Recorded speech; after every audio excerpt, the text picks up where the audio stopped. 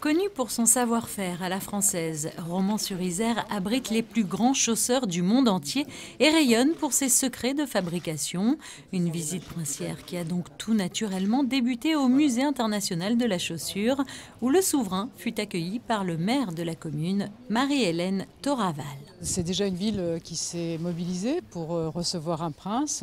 Inutile de vous dire que ça n'est pas dans notre quotidien, donc c'est un immense honneur pour nous de recevoir le prince de Monaco. Et puis c'est un moment aussi privilégié où toute une population aussi renoue avec son histoire. Et chacun sait aujourd'hui combien il est important d'avoir ces liens avec son histoire pour préparer l'avenir.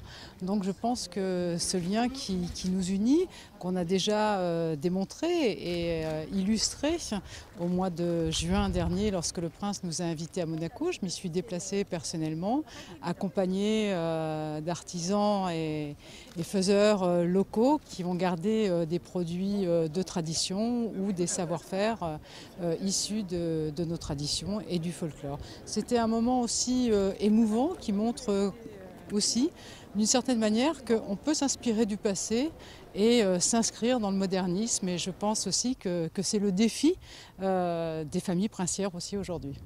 Et parmi ses collections, le Musée international de la chaussure possède des escarpins de la princesse Grace et des souliers du prince Régnier III, des objets que leur fils a pu découvrir avec émotion lors de sa visite.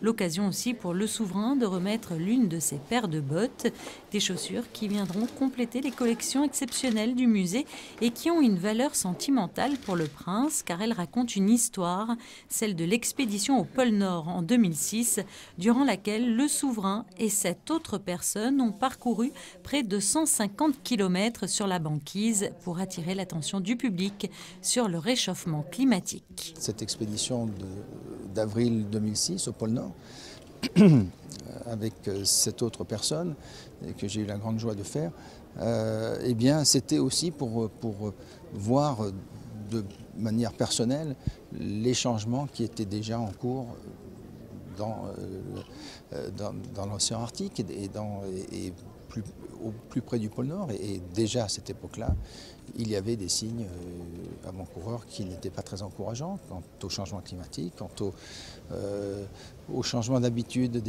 des animaux, quant aux difficultés qu'avaient les communautés locales au bord de l'Arctique de vivre d'une façon traditionnelle. Et donc, je pensais que c'était que ces bottes qui m'ont accompagné pendant plus de 4 jours et 3 nuits, eh bien, pourraient trouver leur place dans ce musée extraordinaire de la chaussure. Lors de ce déplacement dans la Drôme, le souverain a pu partir à la rencontre des Romanais et s'est entouré de chaleur humaine que le souverain a découvert la vieille ville de Romans. Après avoir visité la collégiale Saint-Barnard, c'est sur le parvis de l'église qu'une plaque commémorant sa venue a été dévoilée. Une visite qui s'est achevée sous l'air de l'hymne monégasque à l'hôtel de ville.